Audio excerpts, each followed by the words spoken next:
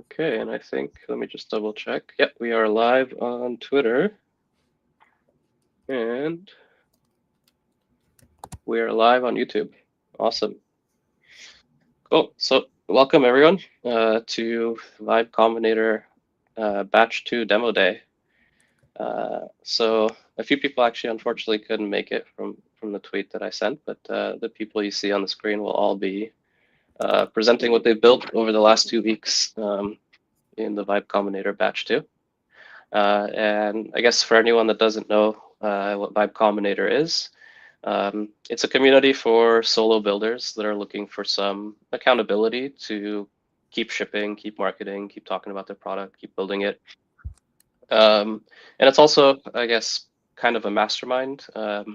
So I guess what we found is we have these occasional drop-ins on X, and I guess like between 5 to 10 people join, and people just discuss whatever problems they're having, and together as a group, we help them solve it. And we find that when it's rather than like one-on-one, when it's like one with group trying to solve a problem, it's more effective because people have different experiences, kind of like the mastermind effect. Um, so yeah, this is a community that I guess Adam is not on the call. I guess he couldn't make it. But Adam and I started about pretty much a month ago now. This is the second batch wrapping up. And hopefully we'll have many more and a lot of cool products will come out of this. And a lot of successful products will come out of this as people keep shipping, because I think the name of this game, especially when you're indie and building things, is long-term sustainability. Hit rates of success for products are so low that you can't like expect your first or second or even third one to do well. You just have to keep going, keep learning, and don't get discouraged when it feels you're kind of like um, talking to the void, which I feel occasionally on Twitter. Um, but yeah, the people that stick through it, I think, are the people that end up like with successful products. As long as they learn along the way, like you can't repeat the same problem mistake over and over and hope that things will change. You kind of go with the flow and figure things out. But anyway, that's enough of me ranting. Let's get into the demos. So first off, we have Ben. Hey everybody, good to see a couple faces. We've just been hearing voices. Now we can kind of get to know each other. Okay, so for my demo today, I will demo the product I made called WARM, WARM, which is a therapy. It's an AI-assisted therapy aid, something like that. And I had started to build it as an app, and then it got really complicated technically quickly, like trying to connect to LLM APIs and scaffolding all of the software and stuff. And so from this group, I started thinking like, well, is there a better way I can um, is there a better way I can do this? I just realized am I sharing the screen? Can you guys see the screen right now? I haven't added it because it's showing the screen of all of Oh, us. yeah. Okay, right. So we'll switch away from that. So anyway, Is this it? from this group, I started thinking about, well, what's like a really low friction way that I can introduce something that actually works for people, but where maybe I don't even need to set up a landing page. That was kind of my thinking, was like how minimal can I get? And what I decided to do was create an account, just an X account called Warm, that responds to conversations. So I made this X account, and then I made a few posts in it saying like, ask me anything, and you can go tag this X account. You just say ask Warm and ask it a question, and it will respond. And then what the secret for now is there's a human in the loop, and that's me. So it's not automated. To automate it would be, again, too complicated before I even know if this is interesting to anybody. So instead, I wait for a notification to come in, and you can see a few have come in, and a few people have even followed from the Vibe Combinator group. It's interesting to note that there's been no activity from people outside of the Vibe Combinator group. So I haven't developed this further, but the way it works is I see a notification here, and then I go to Steven. I'm going to switch back to my screen here, just on this side. Switch back to that browser. But anyway, I take a prompt that somebody wrote, when they tagged Ask Warm, and then I go into my Grok account here, and I have this whole master prompt that I wrote, that I iterated through. So here's what the master prompt looks like. I wrote it through iterative conversation, where I would actually talk with Grok, it would answer me, and I'd say, okay, pause, wait, that's not the kind of answer I'm looking for. Go back to the master prompt and revise it to add this new rule. And then let's try this conversation again. And so I kept iterating like that until I had this nice master prompt explaining exactly what to do and how to get the kinds of results that I wanted. So based on this master prompt, I paste that in. That's the first thing I do, is just paste it in. And then it actually writes back like, hi, I'm Warm. I'm here to listen and care. What's on your mind? And then I can say like, well, here's a chat that I transferred from previously, but here's an example of like a new message that just came in. So this is me talking to Warm. So Ben Alfrey says, not really. I just I don't know. I don't know what to do. And so it says, I hear you. If you're feeling stuck, I'm shaky, certain. And then see right here, I say pause for master prompt editing. You don't have to keep valid, right? So I'm training it as I'm going in this thing. And then here's an example of where I hit a 280 character limit, because on the free account, on the free Ask Warm account, its replies are limited to 280 characters, which I thought actually would probably be maybe even a helpful thing right now, to just keep it short and sweet. So anyway, trained the prompt, did a few back and forth conversations with myself, and it became clear pretty quickly that there was no interest in this outside of the Vibe Combinator group. So I was glad that I didn't spend any additional time. And that doesn't mean that there wouldn't be interest. It was just that I couldn't figure out how to get anyone outside the Vibe Combinator group engaged. So based on that, I paused development. But then again, we just heard Sherry, I think her name was Sherry, give a big presentation on B2C and how to develop B2C. And so I haven't tried any of her ideas, which I heard as basically a lot more networking and interacting with users who really might be interested in therapy, and also just being a little bit braver about, like, I really want this to exist in some kind of form that when people look at it, they recognize what it is. So I think I could develop it on a little more based on that. But I just wanted to offer some contrast for everybody, because something interesting just happened just yesterday, where I shipped a developer tool, and I wanted to show you guys what happened with this. I shipped this developer tool for Cloudflare, and across several posts, I've gotten a lot of engagement. Here's the CTO of Cloudflare chatting with me. Here's a really prominent guy asking, tell me more. There's a lot of engagement here from people who actually burned some calories replying and thinking about what I was making. And this is a very different response than what I got from Warm. So same approach, I posted something that, like works and exists.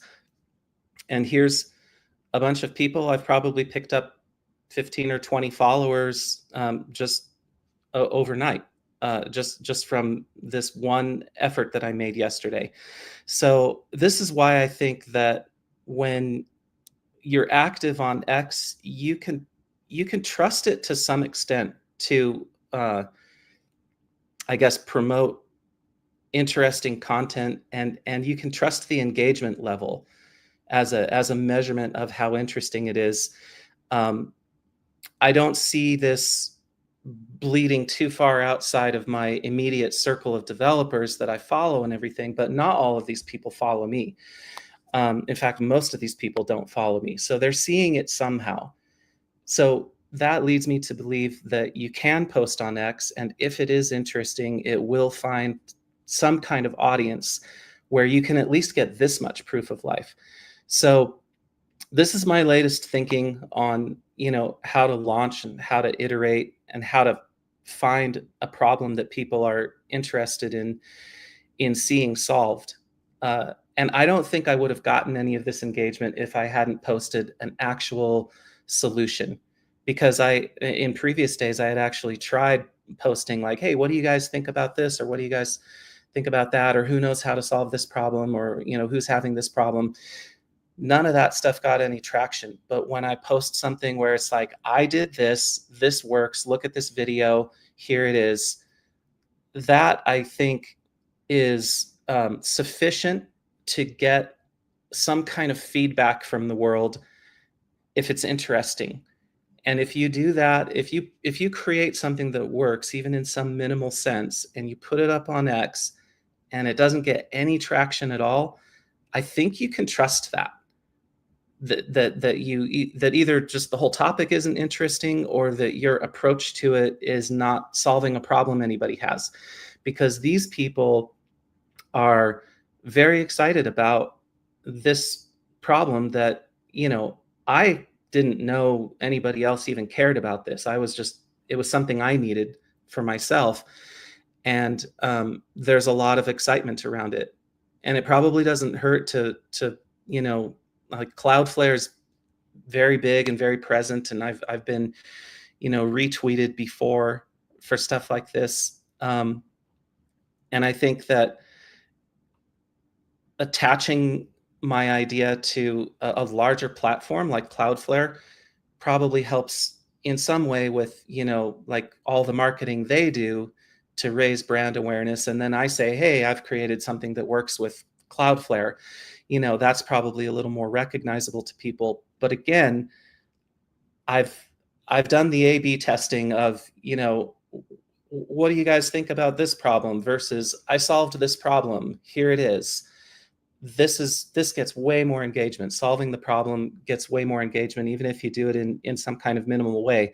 And that's been verified 2 times now because um, previously, when I was working on this, I posted about it, and I didn't even give them a link or a repository or anything. I just showed a working concept in a video, and still they were really interested in it.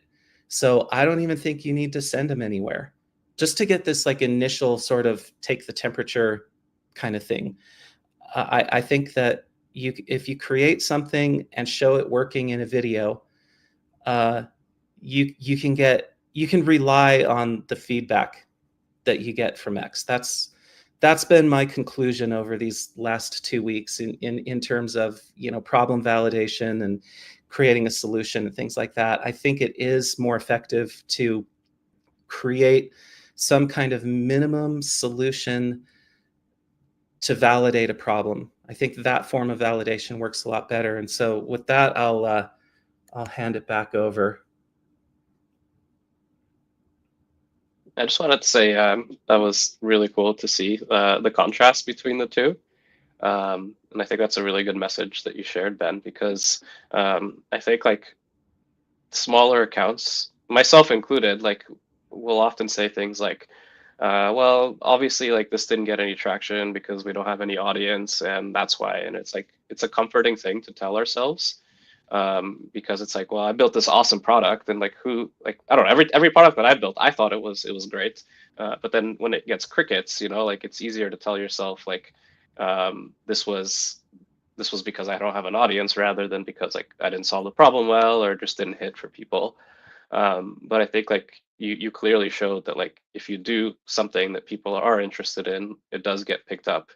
And I think I don't know. To me, that means just keep going, just keep trying things. And like I think the mistake people make was they'll just like double down on the thing because they kind of like fall in love with their product, and then they'll just keep working on it even though they're getting crickets, and they'll just get more and more frustrated. But like your way of just like quick validation, like put it out there, show a video, see if people like it. If not, move on to the next thing. Like that's a good way to make sure that you're working on things that might have a chance of getting traction rather than wasting your time. So that was really cool.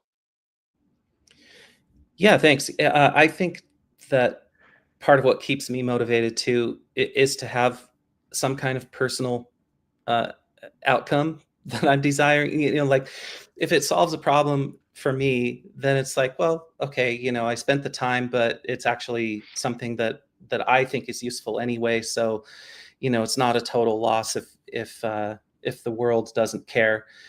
It's really discouraging to me, and I have to be careful, just like mentally and emotionally. I have to be careful of this. It's really discouraging to create something where I don't particularly care about the problem myself, but I perceive that other people might. And that's kind of like that warm thing is an example of, I'm not personally looking to use a therapy assistant online. I was just curious if other people were. And if I had spent a lot of time, building this thing and, like you said, falling in love with it, for no personal benefit, that kind of thing really takes a toll on me, like emotionally. It sucks the energy out of me for the next project. So I think for me, it's safer to stick with things where, even if nobody cared about, like that Cloudflare stuff I just showed, even if nobody else cared about that, I'm still going down a road that matters to me. And it would be sort of confusing, like, what am I so far off the track that nobody even recognizes what I'm doing or why I'm solving this problem? Like, is this problem even real? Are people solving it a different way? And sometimes you'll get a generous person who will actually tell you, like, hey, you're in the weeds, and here's what everybody else is doing instead. um, and those can be helpful too. That happened on one of my previous projects where, I built this whole Chrome plugin and everything. Somebody else was building Chrome plugin. Was it Kieran? Were you building a Chrome plugin? I Yeah. think you were. Yep. Yeah, yeah. And I built this whole Chrome plugin, to do a thing on X where you could get games embedded right in the feed. And it got all this attention, all this excitement, because Levels reposted it and everything, and it had like 200K views, and everybody was just like, commenting, going crazy on it. Nobody was really engaging with it beyond that. They were just like, there was just a whole lot of hype. And somewhere in one of those comments, one person wrote, "You can already do this on X. It's just against their terms of service to do it." And I didn't even know that, so it's like, the technical solution already exists out there. You don't need a Chrome plugin to do it. It's just X has some terms of service saying they don't want content that's shown in line that would sort of take somebody out of the flow, the scrolling flow. I think because it messes up their metrics or something like that. So yeah, I built this whole thing, and one lone person was generous enough to say, like, yeah, this is already solved, buddy. So yeah, I guess, yeah. Sorry, I'm rambling, but I'll yield it to somebody else now. Cool. Thanks, man. That was really cool. Um, yeah, I think we'll move on to Sid, just in the interest of time. Also, if you're watching this, I forgot to turn on comments. So if you have any comments, just drop them as a reply below the post and we'll get them in front of the right people. So Sid, over to you.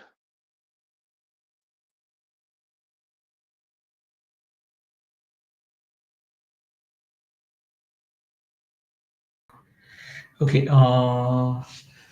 Yeah, thanks, Stefan. And that was a great presentation, but I think especially getting traction on the Cloudflare one looks quite interesting.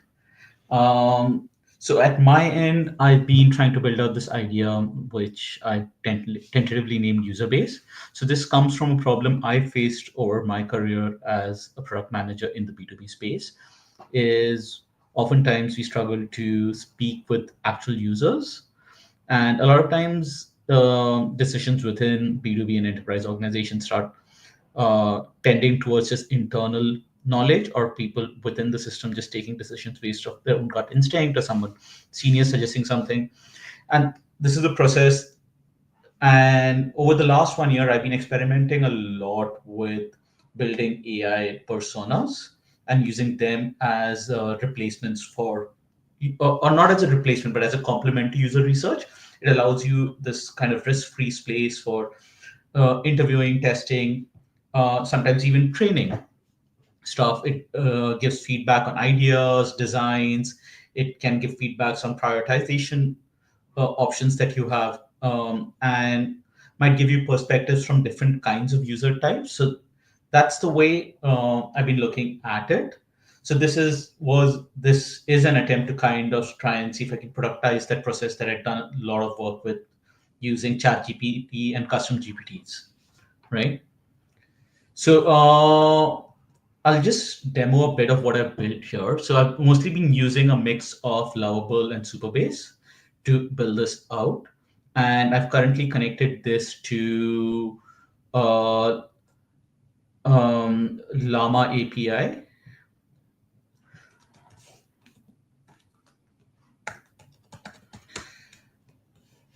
So what I have currently got here is the ability to come in, and ideally what will happen is the first time you start off, you'll get this one field that asks you to put in a small description of your business. And just for the demo purposes, what I'm going to do is I'm just going to put in the description of this very platform that I'm building, right? So what it does over here is it analyzes that and comes back to you with the kind of different users who might be interested in this. So I've got product managers, researchers, marketing managers. So um, just for the demo perspective, what I'm going to try and do is create a few of these twins in one go. Um, Sorry, I'm on the free tier, so sometimes it struggles to create more than 2 or 3 twins at the same time. Yeah, so you see there's one is failing, the other one's gotten created. So over here, if you see, it's created this new twin of a marketing manager who might be interested in my product. If I go into the view details, it has filled it out with a whole bunch of different values, which includes years of experience, description of their roles, what their routine looks like, the kind of tools they use, stakeholders, motivations, pain points, their personality and communication style. So effectively, what I've looked at is a mix of three specific areas of a personality that can drive a persona's behavior.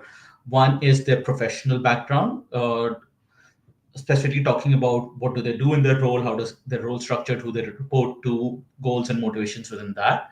The other is demographic details, which include things like gender, where are they based, what's the age.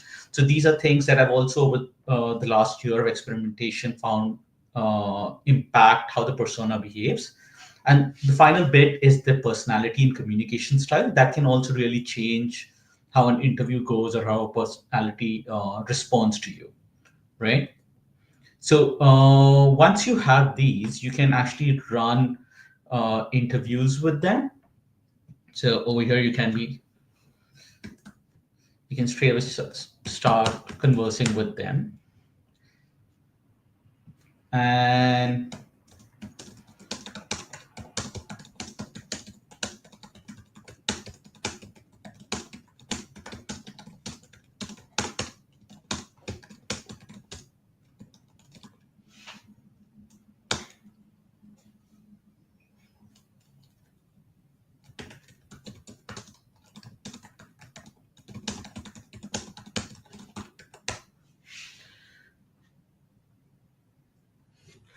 right? So once again, this interview can go on, and you can keep navigating this based on the kind of responses you're getting, or even the kind of questions you have. And each persona will have different kinds of insights and inputs to give you. Um, so currently, this is where I am at with the project. You can also build an individual persona if you want, or tweak the ones that you've created. There's a couple of features that I built, but kind of have broken down over the last couple of days because I made some changes. One of them is the knowledge feature, which essentially you can put in files from your own end, and that goes into training the persona. And the other is this idea called research projects, where I can collate multiple interviews I've done and convert that into a concise report. So the idea here was to build this out, and I think at this point I've reached out to a bunch of people with the concept, and seeing if they will respond. So for me, Twitter did not yield any results, and I think maybe that should be an indicator. Maybe the idea is not right there yet, or but on the other hand, when I reach out to a bunch of people in my wider network through LinkedIn and through personal channels, there was an instant connection with the idea, and I've got half a dozen people willing to pair with me over the next 1 month to trial it out and provide feedback. So I'm hoping that gives me some momentum forward. But the main learning I've had from here is the entire experience with vibe coding using IDEs like Lovable to create it. So the initial builds were much more easier. So I was able to get a lot built quickly, but it's the fine tuning that's repeatedly breaking down the application. Because I'm not very technical myself, I'm struggling a bit to fix some of the issues that are cropping in. And every time I ask AI to fix it, it either fails to do that or breaks something else in the process. So I think these tools are great at this point. They help you put together good concepts.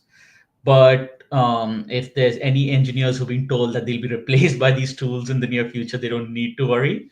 Uh, they, yeah, they create useful beginner code, but they can't really help you grow an application. So I'm at this point where I'm now also reaching out to a few people in my circle who are more technical to see if somebody can help me solve some of the challenges I'm having. Yeah, that's it from my end. I'm hoping over the next 1 month I'll have a much more fleshed out thing, and have much more first-hand feedback from the people who agreed to be trial users to this.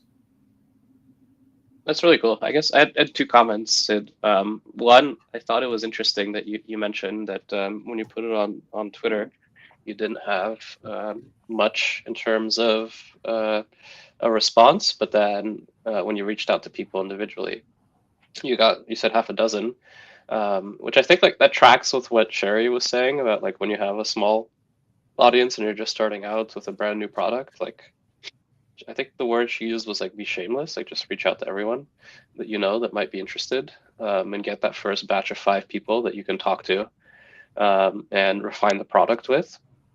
So like I guess like it's interesting like the contrast between you and Ben. Like Ben put something out there and he got some traction. But I think maybe the difference is that Ben's been active on Twitter before that, and I think he's built himself kind of a reputation or a name as someone that like builds cool technical products.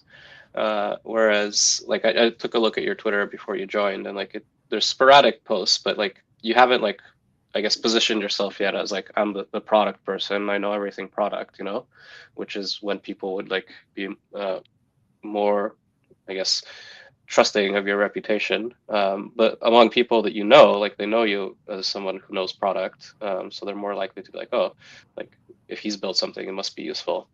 So that was my first thought. My second thought on your experience with vibe coding, 100% agree. Especially when you're using like the browser-based ones. I think like Cursor can take you further, but you're no longer like vibe coding. It's more like vibe engineering at that point. You can't just like not look at the code and like walk away. You're not gonna be able to build something as complex as what you're trying to do. you actually have to like start to understand it and like really direct it on specific files or specific functions within those files in order to like get it to work. And yeah, like you said, we're not quite there where you just like you give it a prompt and it goes off and does the entire thing for you. You do have to like get your hands dirty a little bit. But the fact that you can even get this far is still pretty impressive in my opinion. Yeah, I think it's pretty interesting. And I think one of the other things I learned is also positioning your problem statement. So what I learned over the last couple of weeks is even when I initially started putting it on Twitter, the way I was positioning the problem statement wasn't necessarily the most resonant one. A few days ago at product therapy, when I met Rashid, right? Rashid had a very different idea of the problem statement I was trying to solve. And then he asked me a bunch of questions, and then I explained some things. And he's like, "Oh, this part resonates with me. What we were saying earlier did not." And I think I have to also work on, well, what is it that I'm stating, the problem that I'm solving, and what the goal here is, right? Maybe that itself needs to be iterated. So yeah, thanks for the platform here, Stefan, and the feedback. No worries. And I think on that, I'll echo something that Adam always says, which is action creates information. I forget who the quote is from, but essentially, like if you build in private and you don't tell anybody about what you're building, you're not going to get that feedback that you got from Rashid and from others. But if you do it in public and you put yourself out there and you hear this kind of feedback or you hear no feedback, then that's a sign that something in your messaging or in your product is not right. And that's a sign that you need to like try different things or do something else. So that's why I think building in public, especially when you're early stage and indie, is very important.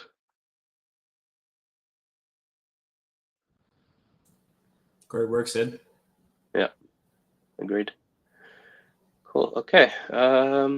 Is there any other questions for Sid?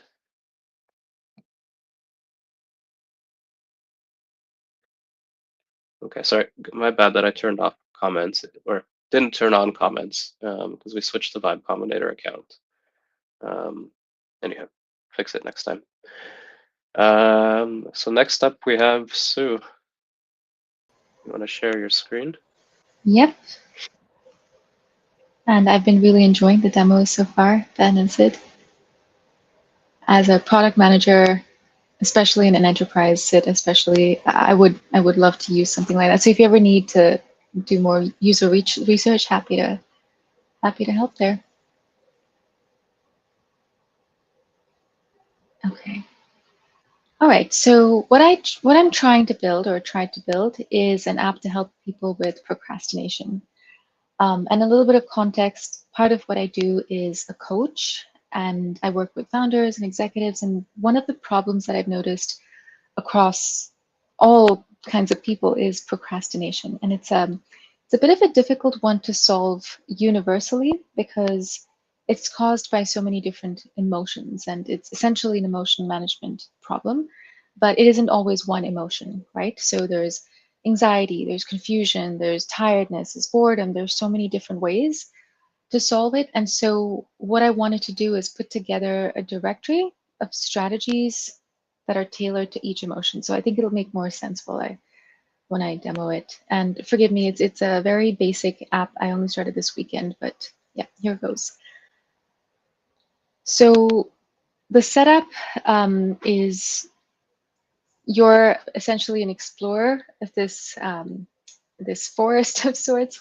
And the idea here is you pick your emotion bucket. So if you're procrastinating, what's behind it? So, each one of them shows these creatures that you find in the forest. And the idea is to understand them more. And you can even go more granular to understand, specifically if you're feeling hopeless, how does it show up for you? And that will give you strategies for how to solve it or games. So let's pick one. Let's say anxious. You've encountered this creature. I still have to fix the narrative. I'm not really sure because I'm talking about scientists and forests and creatures. I'm not really sure how this all ties together, but I kind of want to gamify it, so I'm open to thoughts. So let me pick one of them. So let's say you pick this one. Now, yeah, so this page is where your games show up. I think the spirit of what I'm trying to convey in this page is, instead of making everything about, oh, I have to get this right, I have to solve this procrastination problem or else, the idea is to try these and wear an experimenter's hat and see, okay, what works, what doesn't. The only goal at the end of it is to record your observations with an unbiased view. That way, you learn more about yourself rather than start this cycle of shame, which is so common with procrastination. You try something, you fail, and then you kind of go into a shame spiral, and you want to avoid that, and then it continues. So that's the spirit of what I'm trying to convey here. But like I said, I need to work on the narrative. So we chose the anxiety bucket, and so we have a bunch of games that show up. Over time, I want to add frameworks so that it's easier to pick, and maybe a surprise me option, something like that. But let's just start one of the games. So this is what it looks like. It tells you kind of what frameworks you're using. There's a bit of a story so that you feel some distance from your immediate experience. It's kind of easier, at least for me, when you feel like you're part of a different environment. You feel more like you can experiment, you can play with things, you can try things out because it isn't your immediate experience. So here's some of the strategies to solve this problem. You'll enter your whatever it is here, and this is based on the somatic experiencing framework. I've used a bunch of different frameworks across this app. There's like 50 different games here, so a lot of them. And then once you're done, you reflect what worked well, what didn't, and you save your insights for later so that over time, let's say, I submit this. Over time, the idea is that I need to work on this dashboard, but you should be able to understand what strategies work for you, what you took away from it, what you learned about yourself from the experience, and that hopefully, then hopefully you don't have to keep coming here to play the games. You understand what works for you and what doesn't. Um, yeah, that's the idea. And I'm still trying to figure out how to make it more immersive so that it feels like it's more dopamine spiking. Like the idea should be that when you have the impulse to procrastinate, we often want to avoid whatever we're doing. So I want to make this such that you actually want to come here because it's giving you a solution to your problem or making it fun. So any suggestions would be welcome. Yep, that's about it. Oh, and my experience building it. Yeah, so I used Bolt and Supabase. I think the biggest challenge that I had was getting the data formatted correctly in Supabase. And yeah, sorry, I forgot to show. This is how your response would show.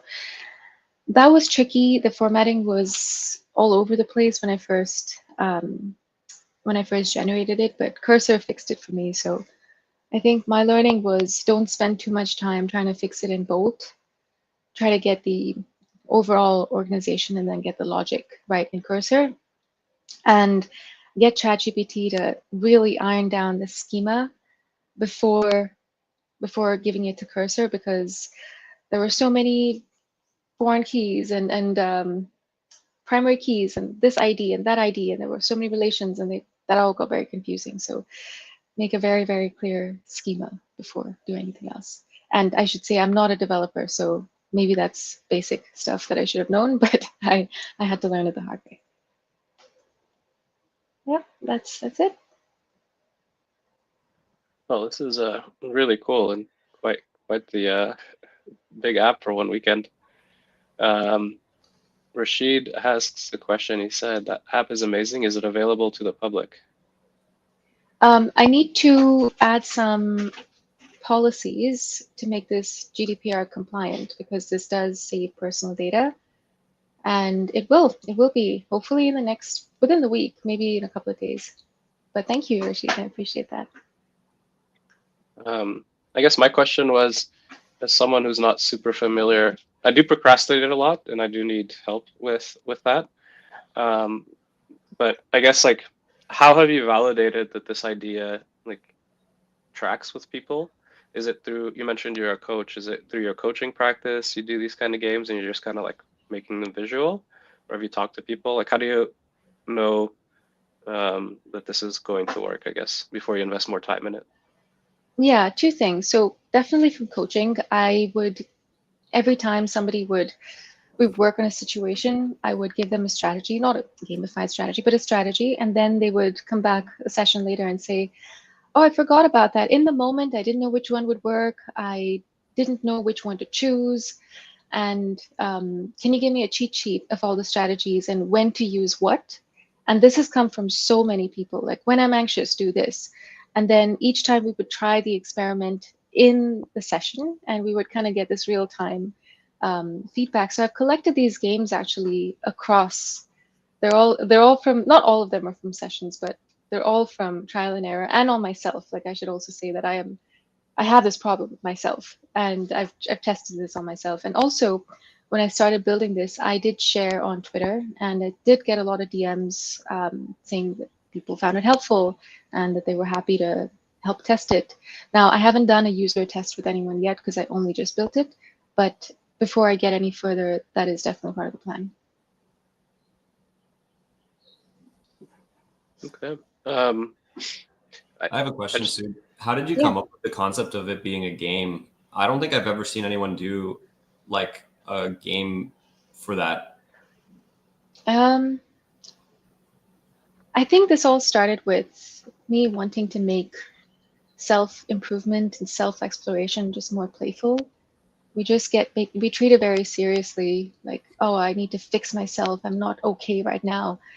And sometimes just treating everything as an experiment, like, hey, let's try this and see what happens. Just that playful vibe makes everything in life just universally easier, right? And so extending that to procrastination helped, because whenever I treated anything like an experiment, it took the shame, it took the judgment, it took the pressure off. And so I thought, why not gamify this? And also, one of the modalities that I use in coaching is called internal family systems, where we kind of interact with parts of us as if they're people, or parts of us in our head.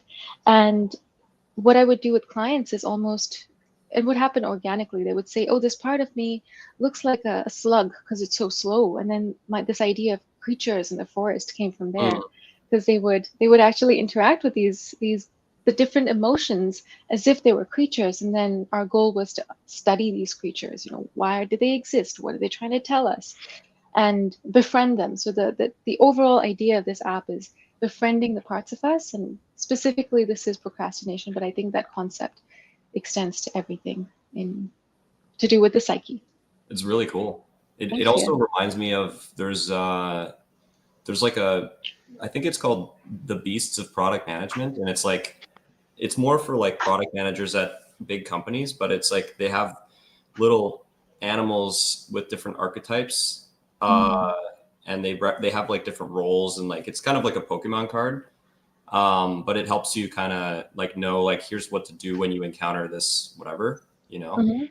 So very similar. I don't think anyone made that into a game, but it's similar. It reminds me of that. Oh, cool. I'll check it out. Yeah, Thank you. and it also reminds me of kind of like what we're doing here, to be honest, maybe to go a bit meta. Like, I think in Vibe Combinator and in my own, I guess, indie hacking journey, it's like when things are framed, like you said, when things are framed as an experiment, it kind of takes the I guess the worry about like, is this gonna work? Is this gonna like, are people gonna like this? Whatever. It's like you're just like, well, I'm just experimenting, and if it fails, whatever, like no big deal. So I like that framing.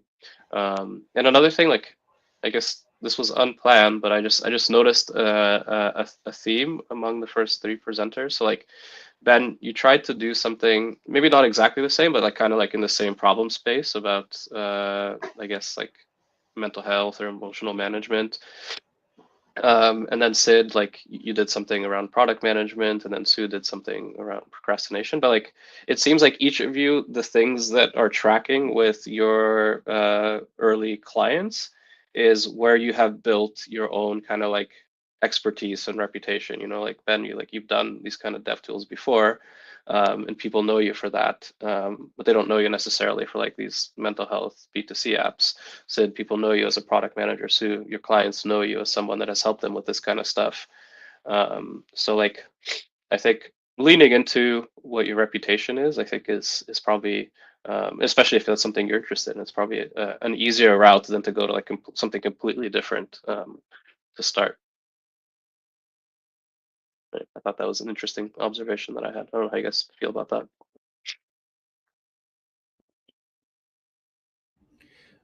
Well, in my case, it got me thinking, with all the interest around these dev tools and stuff, sometimes what I've seen other developers do is they'll come out with like a starter kit that they sell, or maybe even like a video tutorial series.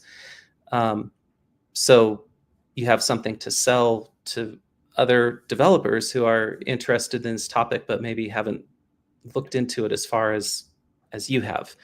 So maybe there's a product idea somewhere in there for me. Yeah, yeah, 100%. And it also like whether it's a product or like maybe giving away small tools for free, like you have been, I think all of that kind of grows your audience and attention for the future, which you can then use for future products. Yeah, I like where your head is at. Cool. Okay, so next up we have Giannis. If you want to share your screen, Hello everyone, I'm Giannis. Yanis. Yes, of course, one moment.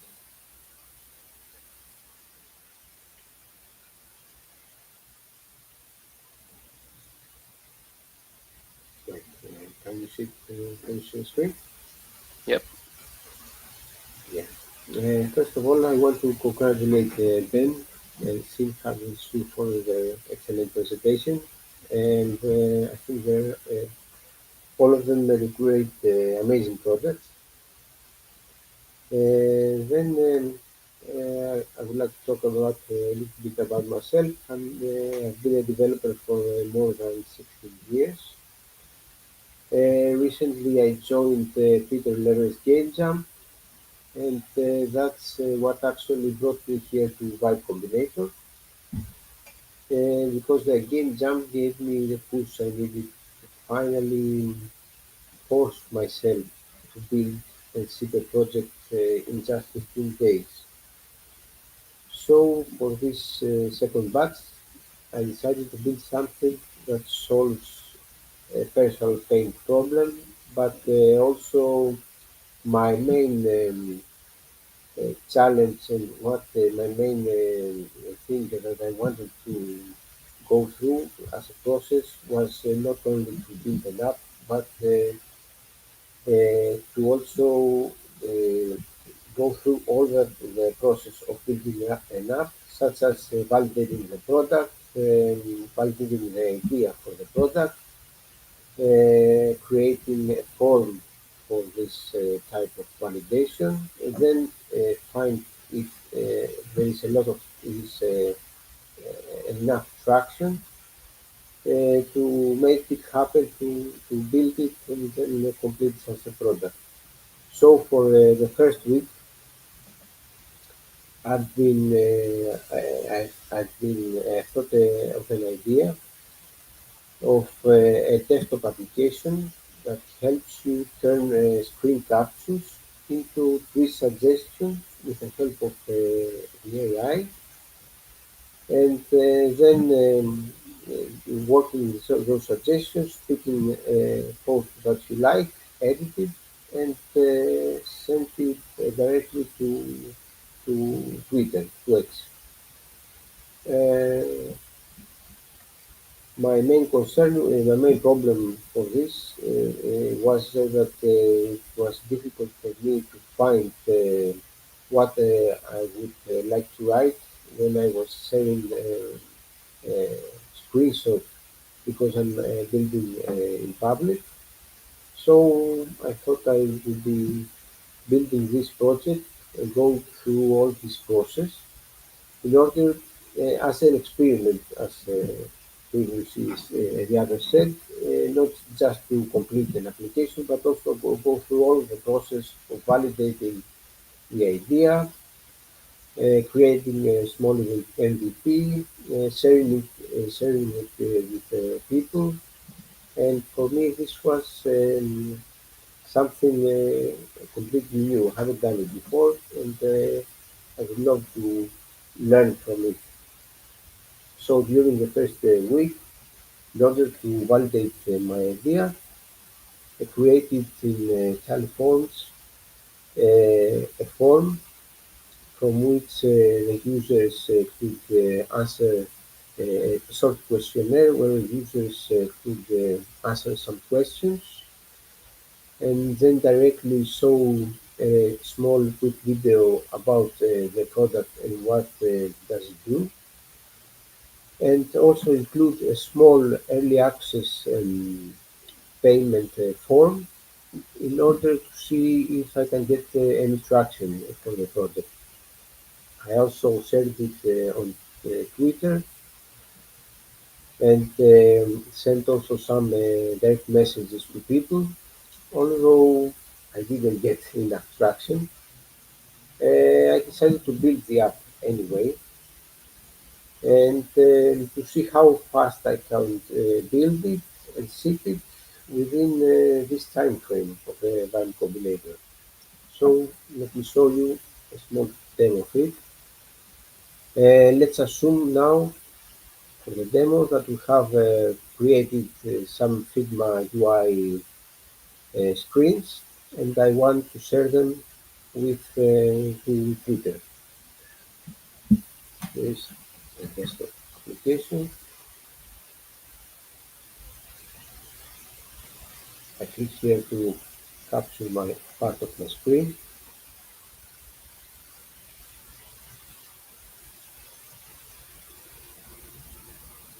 Here I can see the screenshot that I have captured.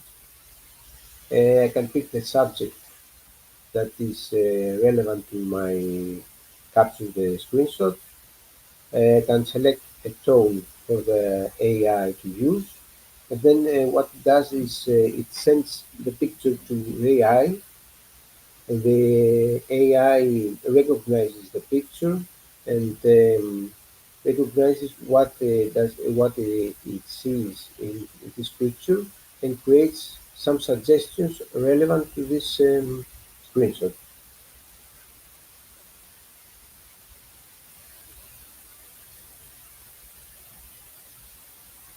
For the desktop application, I've been using Electron, and for the server side, I've been using Next.js deployed on version. Let's say we pick this script, then we can select it and edit it.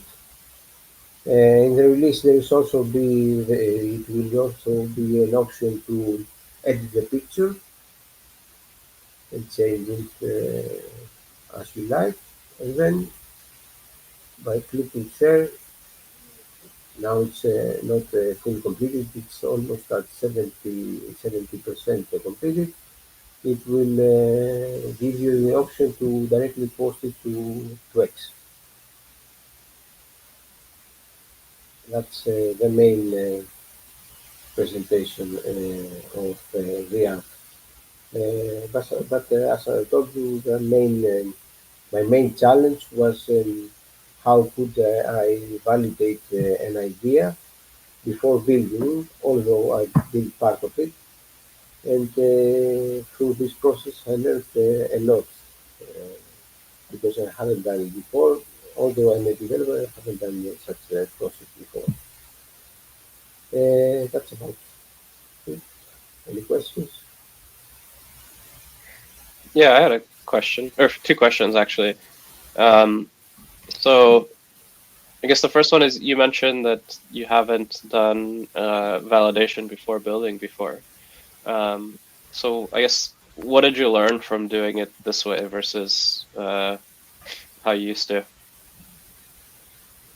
I learned that first of all, it's a very crucial step to do a validation. But in the past, what I have done, I have created a very expensive, let's say, questionnaire, which was it's about 5 pages. So no one was answering such a questionnaire. So now through this process, I learned to compress all this into one, two, or three questions, and also include a payment form and sell it, probably pre-sell it as an early access, let's say, product in order to gain traction. Also, what I have found out is that you probably can't have both.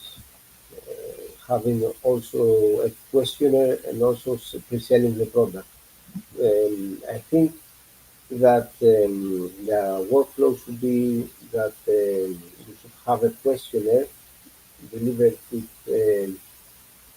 through direct messages or through conversation on people, but not directly as form, but probably as chatting, because through the messages I got from X,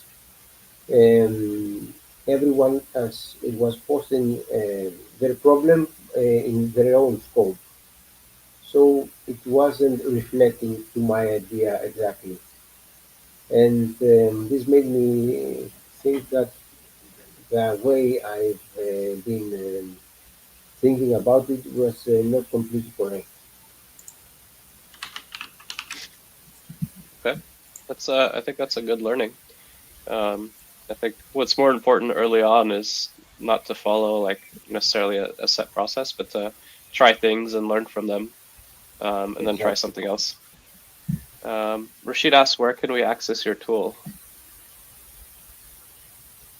Uh, I'll be creating a small demo. I think in about a week it will be the first version will be ready for an early access. Now I have added a wait list. I can also send the link if you like on the chat. And I think in about a week the first version will be ready for early access. Okay. And what you, I guess once you've built it, has there been any interest or anyone on your wait list? The wait list has been completed today, so I don't have anyone Ah, yet. okay. Okay. One thing that I think I shared this with Kieran last time when he built something similar for X plugin. Um, and honestly, like I probably should take my own advice, which I am doing now after Peter Levels called me out on it yesterday, and then Ben challenged me to just be myself. But I would recommend, you don't have to follow this advice, but I would recommend rather than like this tool posts to X for you in the AI speak, I think it should, I think people can tell when you're not being yourself. Um, and then they start, like Peter Levels had that post yesterday, like, what are you hiding? Why are you lying to me kind of deal? And they don't engage with it as much. So I think for me, like having learned that lesson, what would be useful here is not for it to write for me, but to more like ask me questions, and then I write the answer to the questions myself, and then I post what I wrote rather than what the AI wrote. Does that make sense? Yes, yes, exactly. Yeah. It makes a lot of sense. And through this process, another idea came up for creating a product, and we'll see because I'm interested in joining the next batch also. All right. Yeah, I think that's how this stuff goes. Like you try things, if they don't work, you try something else, and you just keep going. Yeah. Any other questions for Giannis? Well, I have one, Giannis, and sorry if this is kind of obvious. Uh, LLMs will already take images. Like I can paste one into, say, Gemini or ChatGPT, and it'll tell me about it. I feel like I could do what this tool is doing just already in the regular LLM interfaces. So I'm wondering, is your target audience for this sort of like less technical users? Probably yes. Users like UX and UI designers or people who are not familiar with so much with technology. And Also, I was thinking of making it more customized, to have the prompts that are customized for the screenshot, so it's not so easy for someone just to copy paste the screenshot on the LLM and find the answer. But it's also an experience right now. So let's see how this goes. It goes. Well, I think there's a lot of room for specialized tools that have some kind of master prompt that really focuses them in a certain way. Like I think that's what Sherry's doing with peak.money. Yeah. She refined that prompt. That's what I tried to do with the therapy thing too.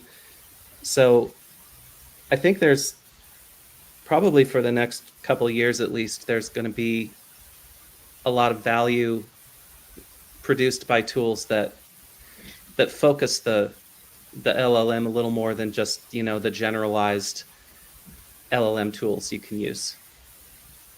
But even the generalized one, Ben, like I often think that, but then I saw, if you guys remember the Ghibli image phase that we had like a month ago, I saw 5 different people launch an app that literally just Ghiblified images, which, like you said, you could just go to ChatGPT and do yourself. But each of them made like $10,000 plus or $20,000 plus off of those apps, which like they were selling them for like, I don't know, $5 or $6 an image. And I'm like, I could just do this myself. Like, who's paying for this? But I guess there's people out there that, I don't know, don't have ChatGPT, don't know how to use it, or too lazy, whatever. Yeah, maybe it'll stay that way. Yeah.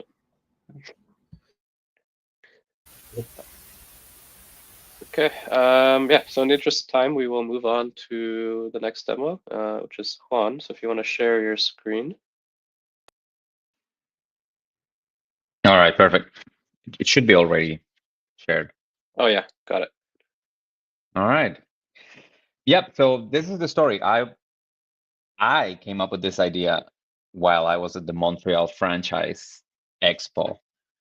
I'm not gonna buy a franchise, but I wanted to go see what I found over there. But then talking to people who were interested in like buying franchises and checking that they already kind of have all the marketing muscle from like huge franchises actually got me thinking about how do small businesses compete? Like in North America, like there's a lot of franchises.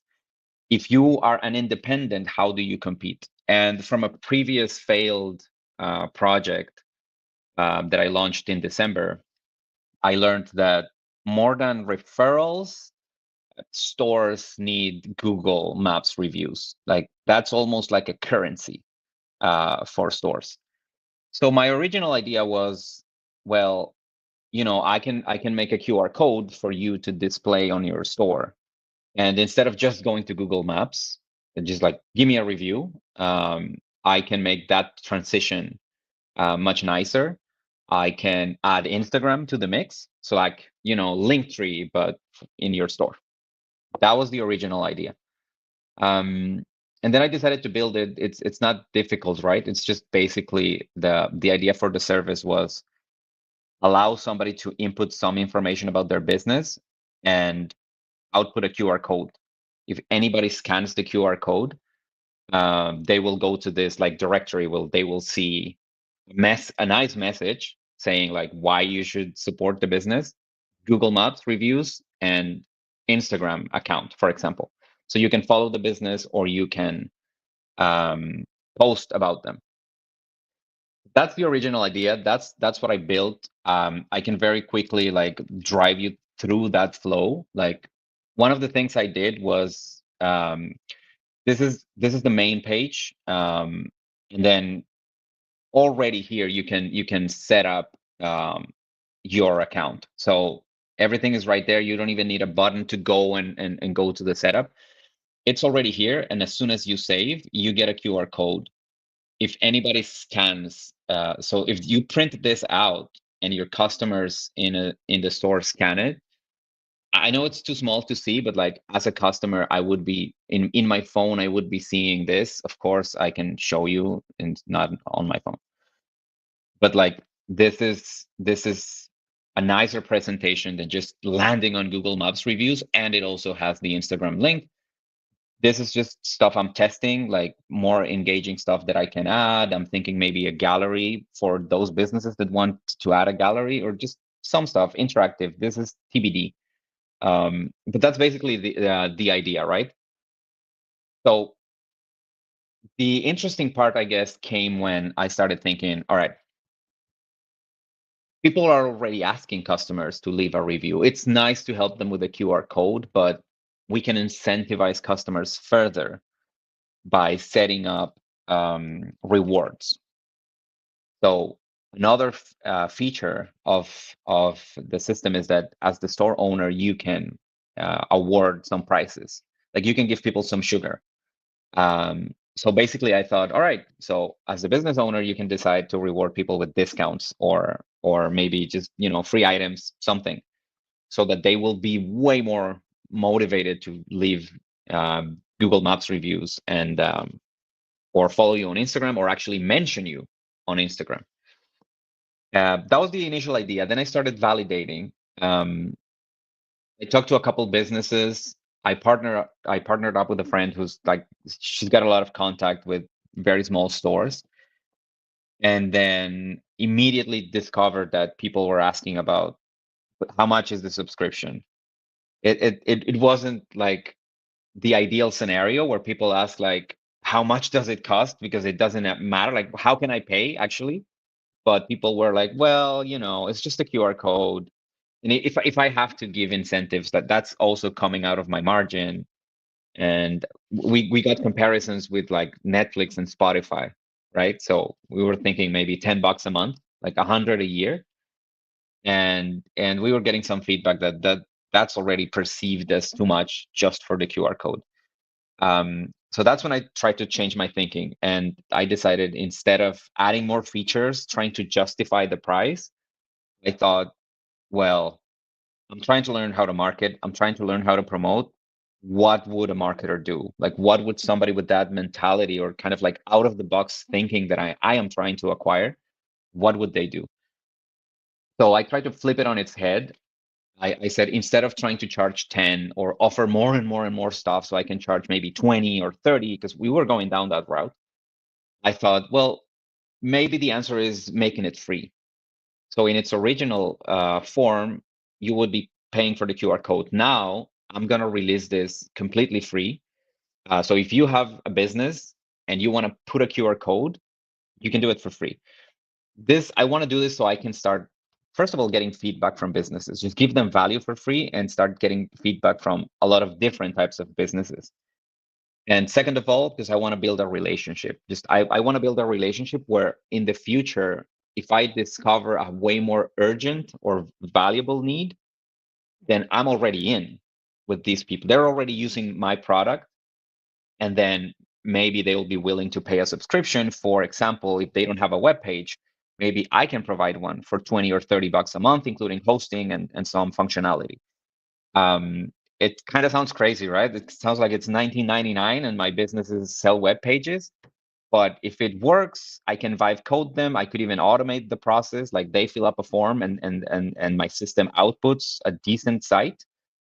I'm thinking that can be a business model. And more importantly, I think this can become like a marketing tool to allow me to discover what do they need, or even if they need anything that I can provide. So that's the current philosophy. I'm finishing the product so I can launch it. The other thing I've been doing, again, is just like trying to figure out if I want, like if it will be fun for me and attractive for me, to kind of like promote and do the marketing for this myself. So like start taking advantage of all the social networking, all that aspect, because the only other option is outsource that entirely. So I'm kind of testing that. That's more on the personal side. I'm trying to see if I can have enough fun and it's enough of discovery and enough of a thrill, instead of just a drag or just like anxiety inducing. So that's the idea. And then one thing I thought about yesterday and implemented today is I added this. This used to be like a very bland, whatever. It's super generic, right? Everything's super generic currently.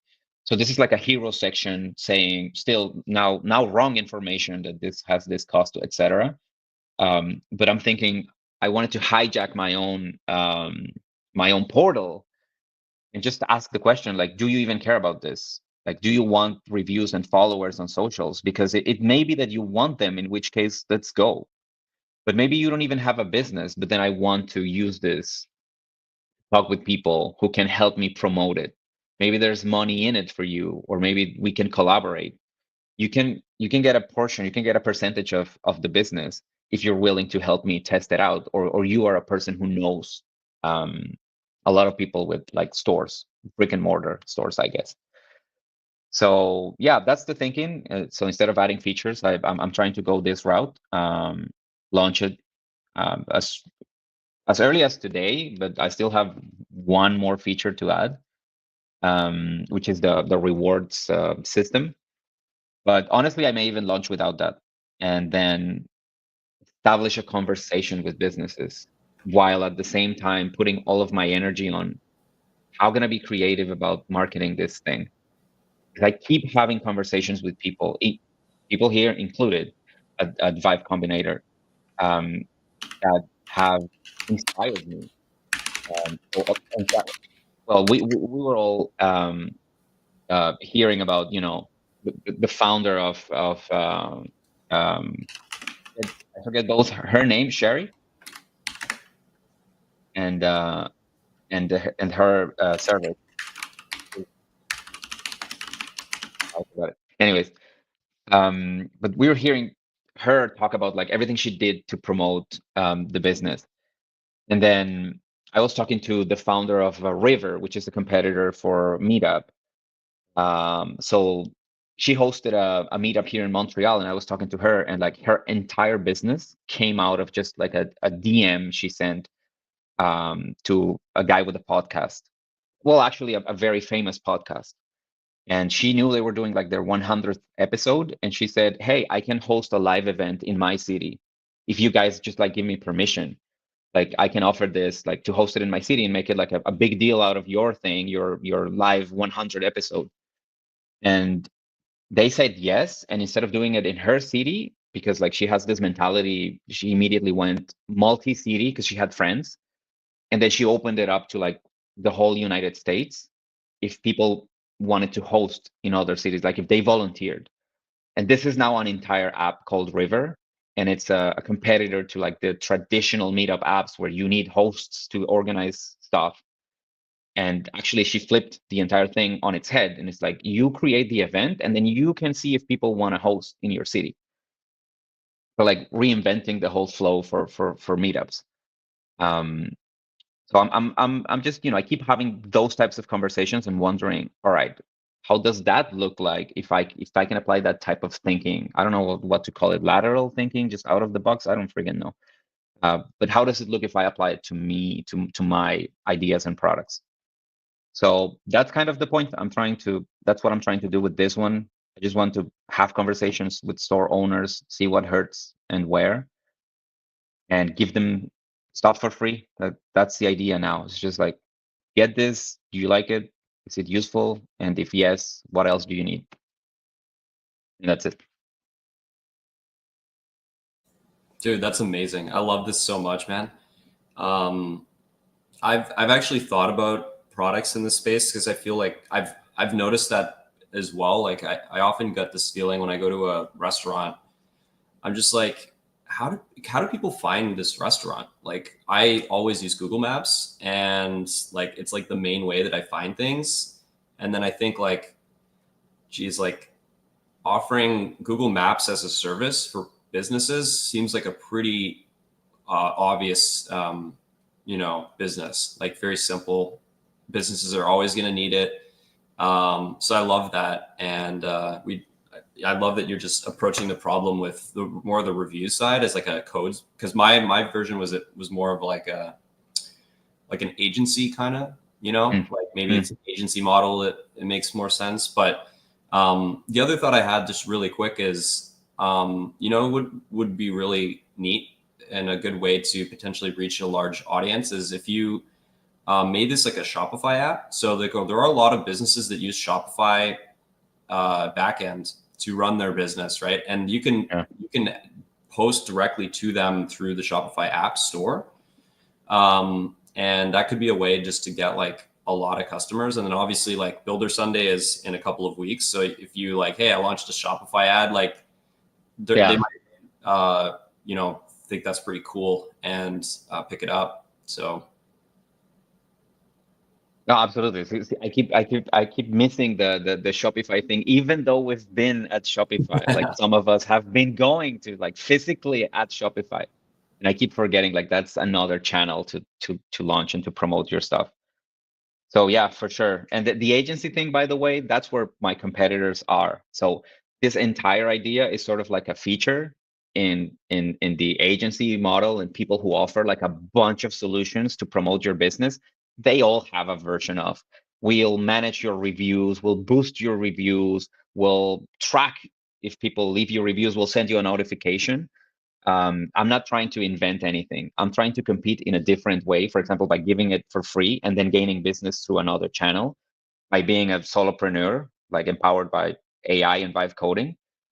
And like third of all, it's just like I want to open a conversation just so I can see if I can find maybe another niche through this idea. That's still totally possible. So maybe your business uses a different solution and they can boost your reviews, but you still kind of want the cute code. But maybe my niche is actually, well, I'm getting you stuff on Instagram. I'm getting you mentions on X. And maybe that's something that the traditional agencies cannot do as easily. But if my simple QR code can get the job done, then maybe I do, I do bring a lot of value to them. So anyways, yep, that's Yeah, I was gonna say I really like how you change your thinking so fast based on the feedback from the people that you spoke to.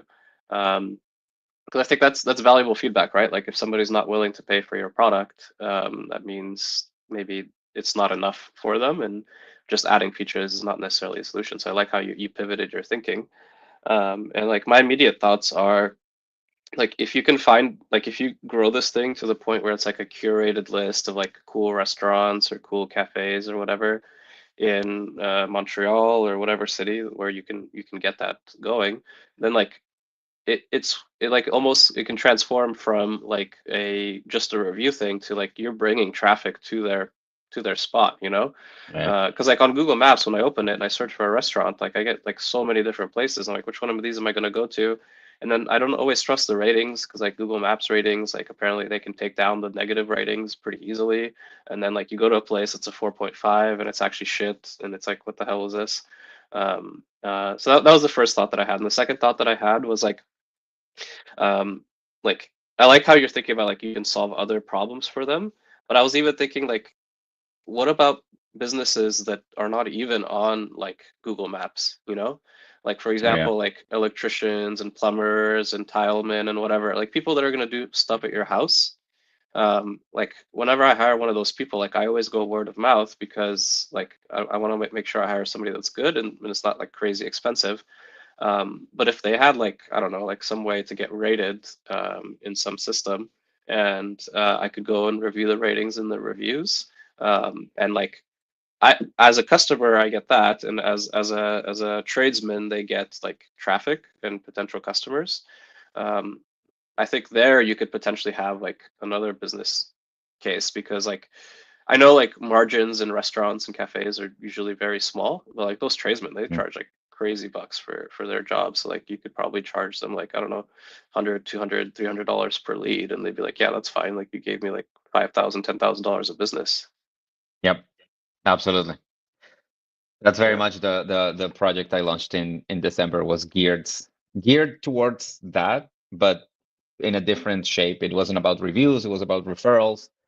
But this is keep exploring like the same Yeah. area. Yeah. Yeah. Cool. Thank you. That's really exciting. Let us know how it goes. So I All right. guess next it's Kieran, but I just want to call out, we got about 10 minutes till the live stream cuts No, off. I cut it at 2 hours. Okay, good. Yeah, we're good.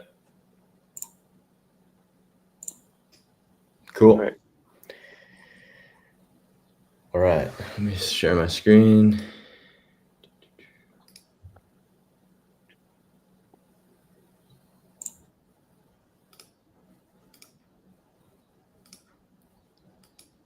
All right. You guys can see my screen? Yes, sir. All right, cool. So I had a very busy past 2 weeks.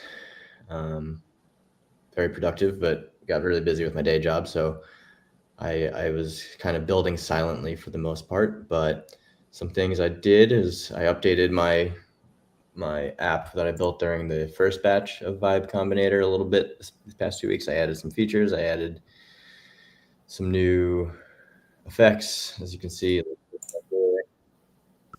crazy, weird, fun 3JS effect that happens for guided breathing. And then you can click through to see all the different effects, even when playing, tweaking it a little bit. And I also decided to focus more on marketing for this app on Instagram because I found there was a few very successful guided breathing apps that already existed on Instagram. So I kind of trying to follow their lead and see if I can handle growth that way, at least for this specific app.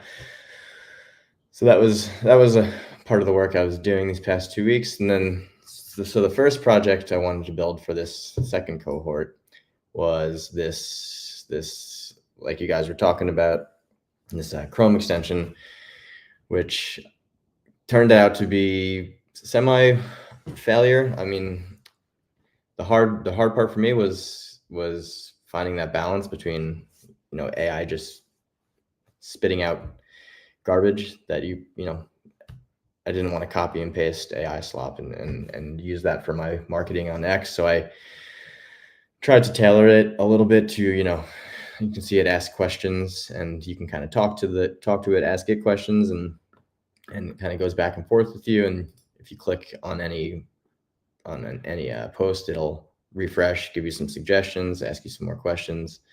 And I found it, I've been trying to use it myself a bit just to see if it's like, helpful or functioning properly. And it's been all right, but I've kind of pivoted to a different approach for my X marketing, which I might eventually build into this and then try to get this going again, which is more like get a big screenshot of all the posts for the day and then bring that into ChatGPT or Claude or whatever it might be and discuss with them there, so I can answer a lot more posts at one time.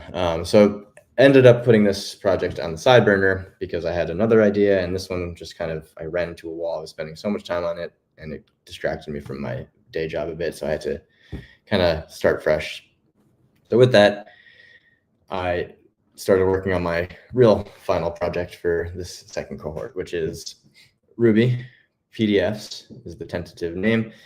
And what I found is for my day job, I was tasked to make a bunch of business proposals, a bunch of invoices, and I was doing a flow where I would get like a template from an LLM in code. So it would, shoot out CSS and HTML, and then I would copy that into Figma and then tweak the form or whatever in Figma however I wanted it to be, and then download it and try to print it out from Figma. And there was this whole convoluted process, and then by the end of the day I couldn't even figure out how to print out the pages to be multiple pages. So like if I had a long invoice, it would end up just being like a really long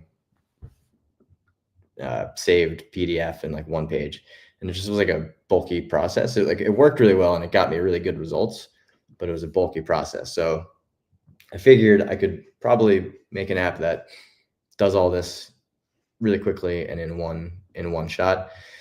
So that's what I decided to build with Ruby to solve my own problem. And I'm hoping, you know, it could be helpful for a lot of other people too. But yeah, the way it works is, so you create a new document. You can just talk to the agent, describe exactly how you want your invoice, business proposal, resume, whatever it might be. You can even like copy and paste your LinkedIn stuff in here, and then generate. You know, there's some different ways you can do it: tones, format, length. You can upload a logo if you want, and then it's gonna send you a, you know, well formatted PDF in that form. You can download it. You can save the style. So if I, you know, save the style, retro style, then you can go to manage styles, and then you can reuse that invoice or style going forward. So now you have a template of like for your company or whatever it might be for printing all of your invoices. And I'll just run one new prompt that I have not run before on the fly just for fun. I have it here. Let's see if it spits out exactly what I want it to. Takes a minute to generate, but we'll let it run for a bit and see what it does. And yeah, my marketing, I haven't fully figured out how I'm gonna handle the marketing for this app in particular, because I know there's a lot of different apps that do PDF generation and just a lot of different stuff, very similar. But I do think this performs very well for what it does. Like you can really tell it exactly how you want anything to look or do or be, or, you know, just feel, and it'll essentially just match it exactly how you want it to be. And I don't know of any other service where you can just talk to an agent and just tell it, this is how I want my PDF to look, and it'll do it exactly how you want it to look, essentially. So I'm going to try to utilize that uniqueness when I'm doing it, and you can obviously download it in an actual printable form. And you can also edit. So you come to this rich text editor. So now I can edit anything that maybe the AI didn't do perfectly, and then save it, and then it'll, you know, show again in the preview. And I think that you guys save your documents, styles. Yeah, I think that covers basically what this app does and how it functions. And outside of that, I've been trying to just really focus on growing my X presence as my form of marketing, just like posting a lot, replying a lot, being really deep in it, and kind of with the plan of using that, if I can get, you know, 1,000 followers, 5,000 followers, 10,000 followers in the next year or whatever as a goal, then if I have an app like this that functions really well and I just needed to get it in front of enough people, then it'll be a lot easier to do that over time. So that's what I got for today. That's great, Karen, and you're knocking these things out so fast. That's really motivating to see. I feel a bit slow compared to you. Well, it's not pushed to production yet. I still got a lot of errors to TypeScript errors to fix before it gets live. Yeah, so some thoughts on that. I guess or a question and some thoughts for me. Who's your target users for this app, for the PDF one specifically? So off the top of my head, it's kind of people in the similar world I'm in, which is small businesses that want that don't just want to use like a quick, like their standard QuickBooks template for their invoices and business proposals and stuff. Like super generic. Like you can really customize this however you want, make it look exactly how you want. I could also lean into, you know, into resume building as a functionality. It's really good at that too. So I could look into connecting it with LinkedIn, maybe an automated connection with people's LinkedIn accounts. They just click like, here's my LinkedIn, and then they type in how they want it to be, how do they want the resume to look. And I could target that audience as well. So that's, as a starting point, those would be my two main small business owners and people who just work for smaller businesses. And I mean, maybe even larger businesses, if they wanted to, get an easy way to market their style consistently outside of like Adobe or whatever they might be using already. Yeah, that's as far as I got though. Okay. I mean, yeah, I think you should talk to potential customers that you might know from those two personas that you mentioned to see do they have this problem? Are they willing to try your tool and I guess get their feedback? Like just get 5 people to start using it, like Sherry recommended the other day, and just iterate with them. And I don't want to discourage you, but I personally would stay away from larger businesses because I used to work for a large business, and it'll take you a year just to get in the door, get approvals, and then after that, you're gonna have to add so much privacy stuff about their data and this and that, and you're gonna waste a lot of time. But small businesses and individuals are gonna be like, yeah, okay, sign me up. Cool. Yeah, I think that's good feedback. Yeah, that's really cool. I think also like you said, there are other tools that do similar things. Like I just saw this one. Not exactly PDFs, but it generates PowerPoints. And it was actually like some like 17-year-old built it and sold it to another indie hacker on Twitter. His name is Ilias. I don't know how to pronounce his last name. Anyway, Ilias is the guy who bought it, and now he's like optimizing it for SEO and he's like optimizing it for features. So I think like because it's in a similar domain, maybe you can learn from what he's doing with this new tool that he just bought, and maybe try some of the same stuff on your own.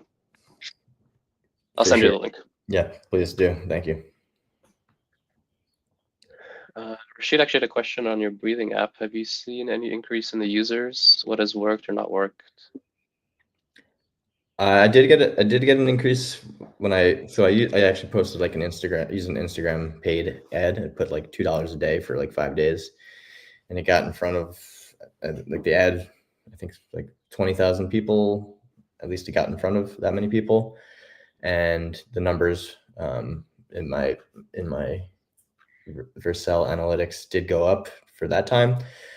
But currently, it's like there's no subscription model. It's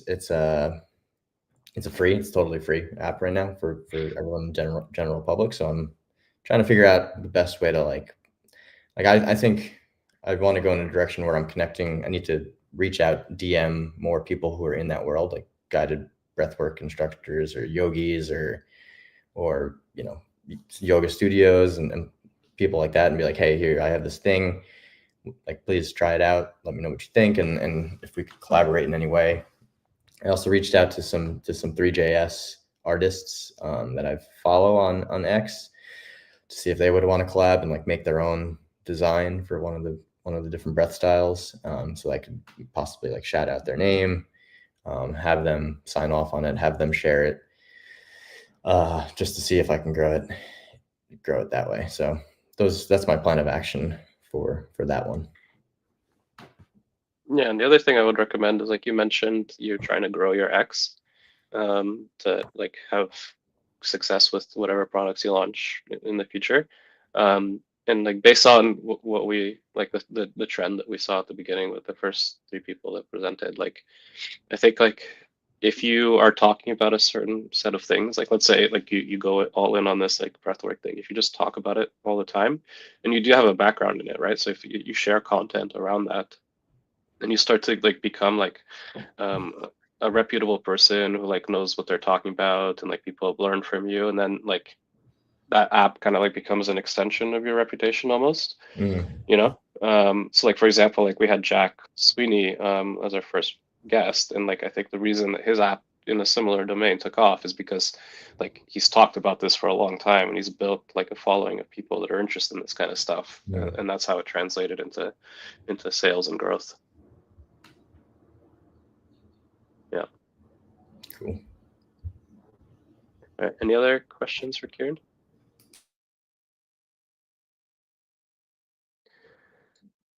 Okay. Yeah. So Piet actually is not going to be presenting today because he just had a kid, not even a week ago. Before you go, just on that, congrats, Piet.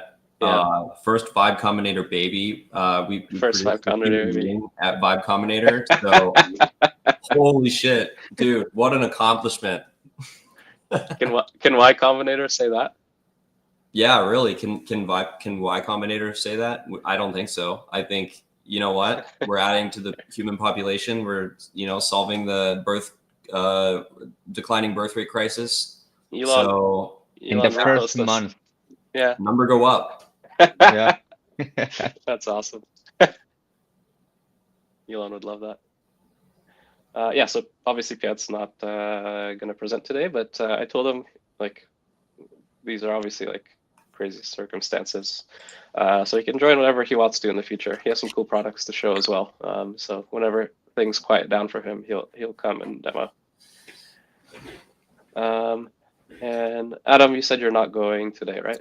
No, I started making some progress. I could just give a quick update, but I've been working on Printboard, and things are going really well. I have like a lot of traction.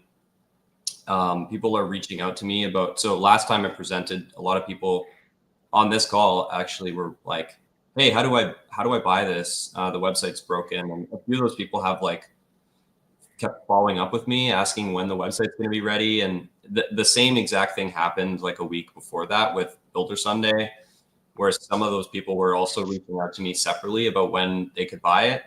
So that was a really good sign. And for the most part, I've just been trying to fix that and get it up so that people can buy it. And then trying to build the product, I started some work there, and it's a little bit more than I thought I'd have time for in this batch. So kind of just, I guess that's really all I have. So I decided not to present what I have. No worries. And whenever it is ready, I want one. Yeah, absolutely. Definitely. Quick plug. Printboard is the best way to turn your vision into a reality. If you go and watch my little story from last batch, I think it might really help. It's a cool story, basically. And as of right now, there's a founding 100 offer. So for the first 100 people that pre-order the products, you get your name associated with Printboard. Like I'm gonna create a page that's just for the first 100 customers and like memorialize them as part of the founding 100 customers that helped Printboard become a real thing. So if you're interested in that, and also it's a great deal, like it's like 75% off. So if you're interested in creating a vision for your life and getting that extra edge without making it feel like you're putting in a lot of, without having to kind of muscle up all the willpower, you want to see your life kind of just become a function of who you actually are, then send me a message and we can chat. And I'm happy to talk to you guys all about vision boards anytime. So follow my feed for more about that. Cool. Thank you. I'm looking forward to seeing that when it goes live. Absolutely. All right. And I will wrap it up with a quick demo of my own.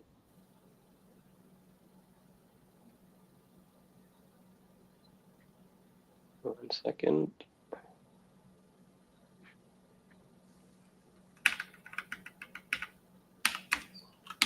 Okay, well, that clearly didn't work. Try that again.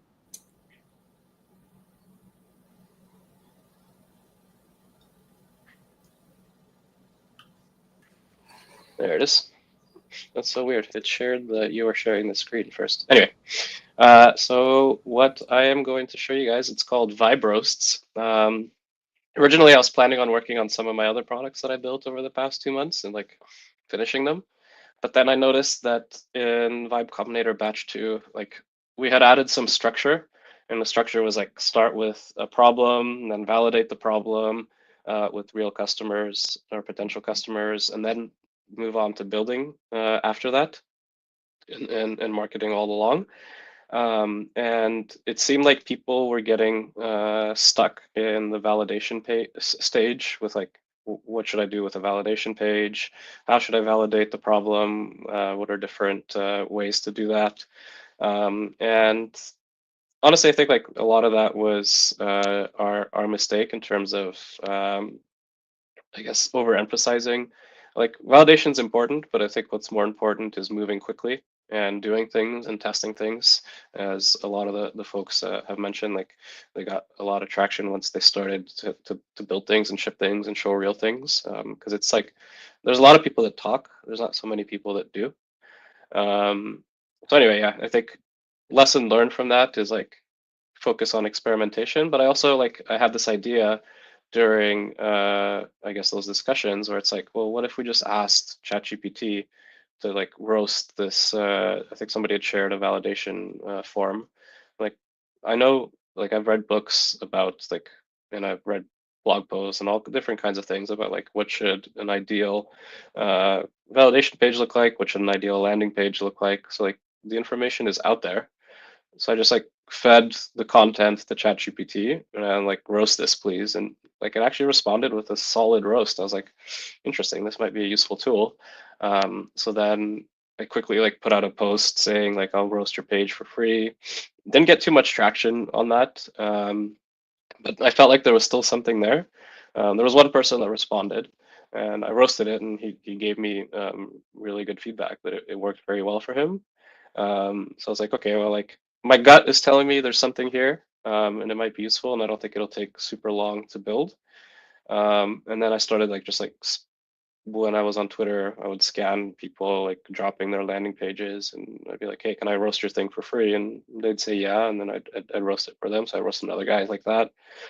Um, so I started building this, and like in Bolt, I had like the bare bones up in an afternoon, but then I had to like, I guess, add some logic connecting to Supabase. I didn't want to start charging people right away, so I had like this like conditional logic on Stripe and like not showing it. Like I'm giving away the first 69 roasts for free, so like I guess somebody's already claimed one, and I sent them their roast yesterday. But really what this is like it's a very simple page where like you come and you describe like what problem are you trying to solve.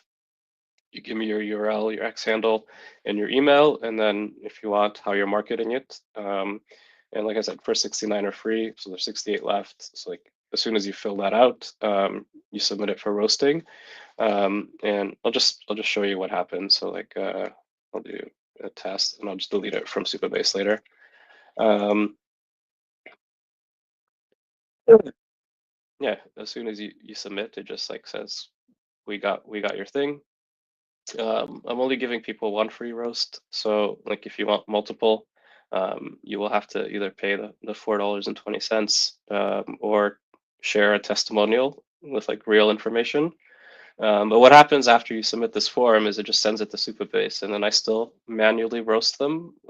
Like I have a prompt now, and I just feed the HTML to the prompt, and then I ask it from like roast level 1 to 5, and it gives me a response. And as I've been refining the prompt, I found that like eventually, like recently, like I haven't even had to edit any of it, whatever it's responding with, unless like it doesn't see something in the HTML because somebody's using like some fancy stuff, or like it doesn't load unless you click on the button, like with FAQs or whatever.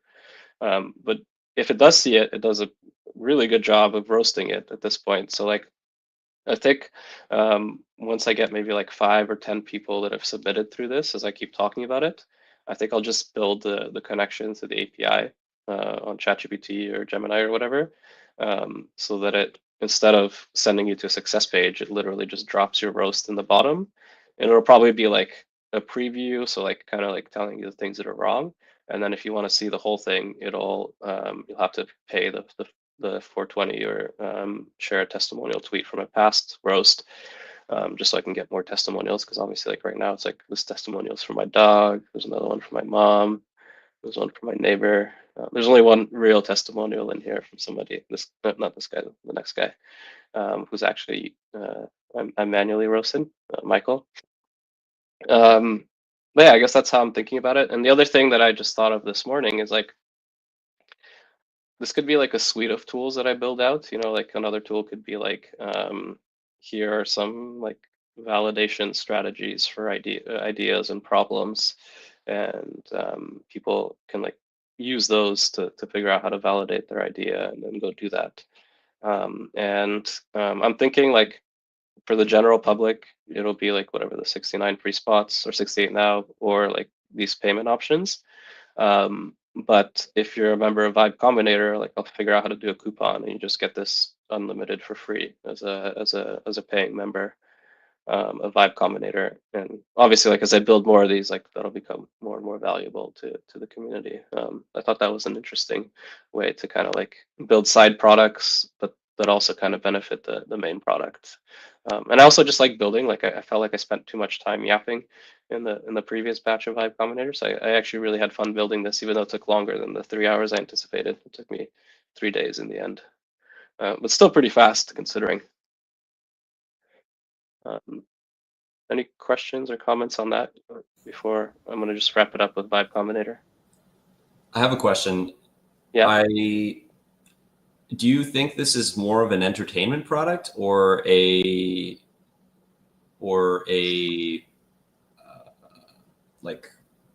like it's, I think it's either kind of either entertainment or it's like advice. Which do you think it is? It maybe a bit of both? Like, how do you think of it?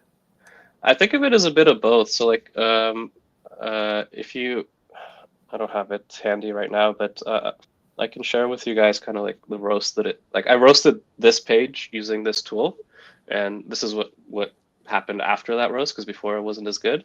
But like it was entertaining because like I have it like roast level 5 spicy, where it kind of like makes somewhat funny jokes. A lot of them are dad jokes, but I find those funny. Um, but it also actually provides useful info. It's like, well, like you're not doing this right. You're not focused on benefits. Your CTAs are unclear. You're not like for this page, like before I had this hidden until like it found that you were trying to submit a duplicate or whatever. But now it always shows up and is just like grayed out if you're getting a freebie. And it like its feedback was like it builds trust when users know exactly what's going to happen when they do an action, rather than like they like it happens after the fact and they're like, oh, I didn't expect that to happen. So yeah, I think it's a bit of both, and it also like I've gotten it to the point where it actually like produces new copy that you should update, and it even suggests like A/B tests for various parts of your page. So yeah, I see it as both entertainment and value add. I don't know, maybe I should focus on one, but like it felt like why would people just pay for some like random nonsense, you know? Yeah, and then Rashid asks, have you thought of roasting other types of content? I have.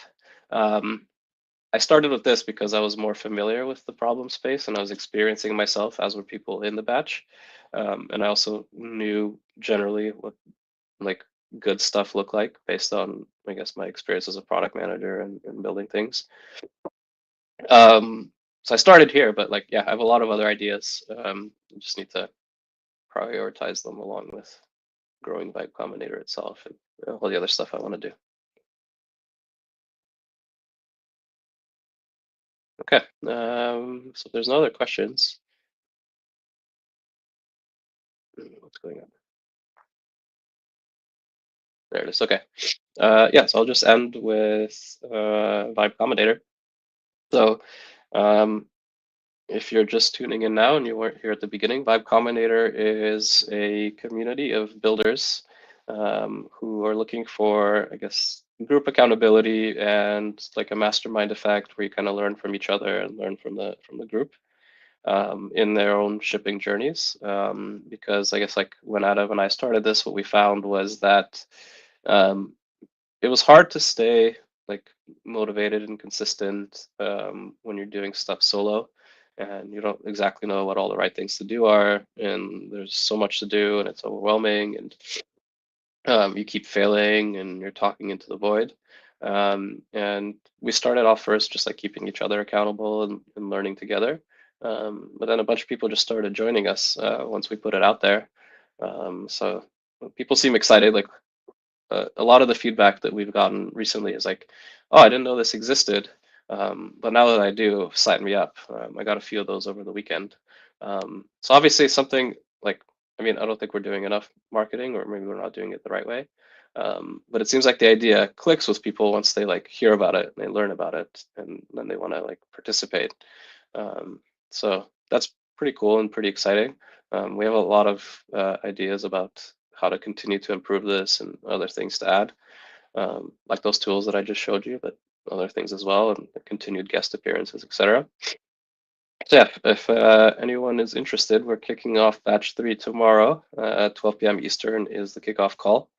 So you can come to our website, vibecombinator.co, and click, oh, this is like a bunch of tweets of success stories from past batches. But yeah, you click join next batch, fill out our form just to make sure that we want to make sure that we're not like pulling you into this and you're not getting what you expect out of it. So the form is more designed to make sure that you're going to get value out of this.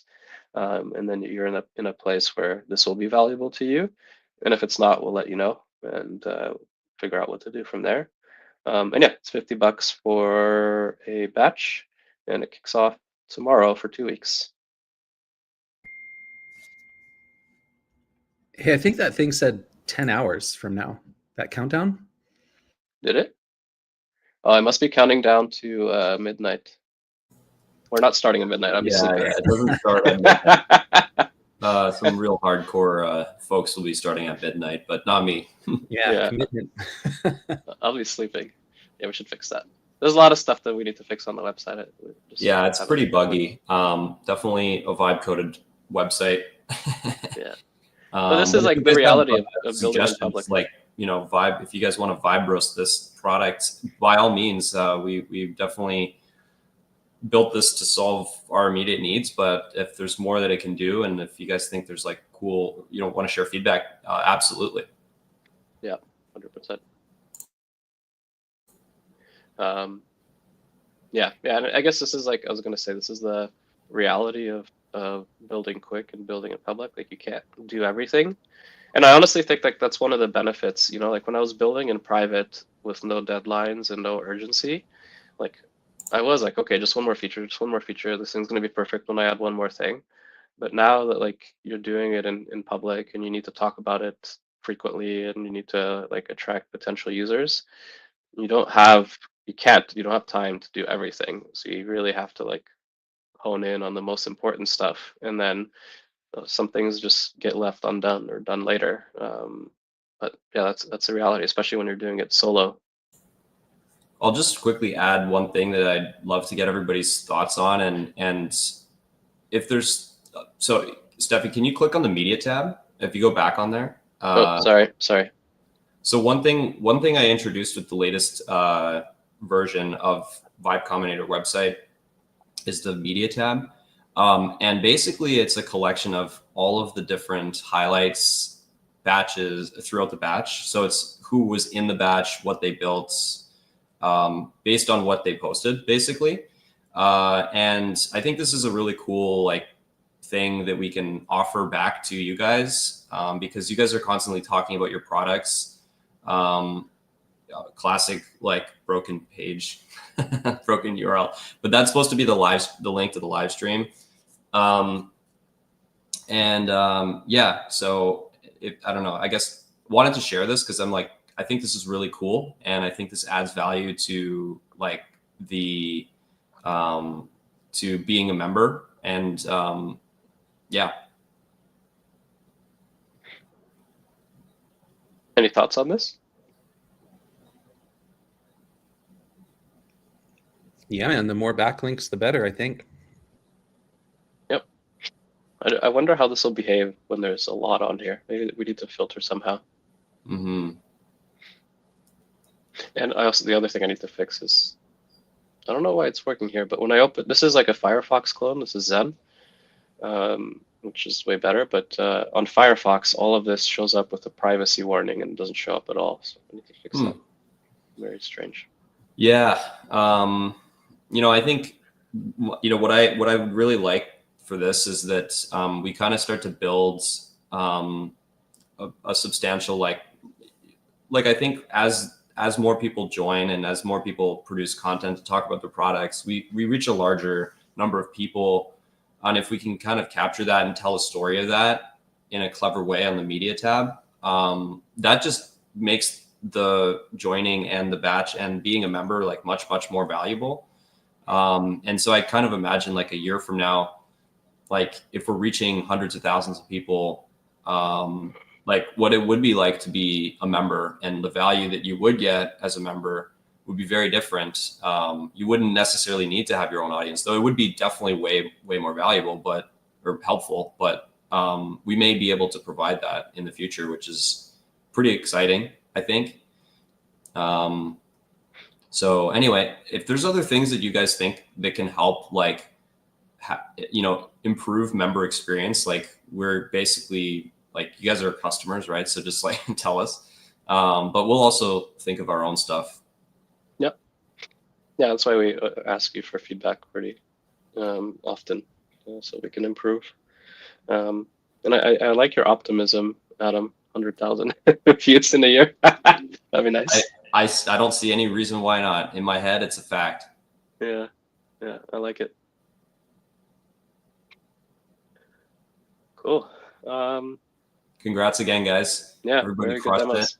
it. Hopefully you guys had as much fun as I did, and I can't wait to see you guys succeeding with your products. So thanks again for joining the batch, and hopefully see you again at the next one. Yeah, keep building, keep going, don't stop. That's how you win this. All right. Have a good one, guys. Bye. Bye. Bye. Ciao. Right. Bye.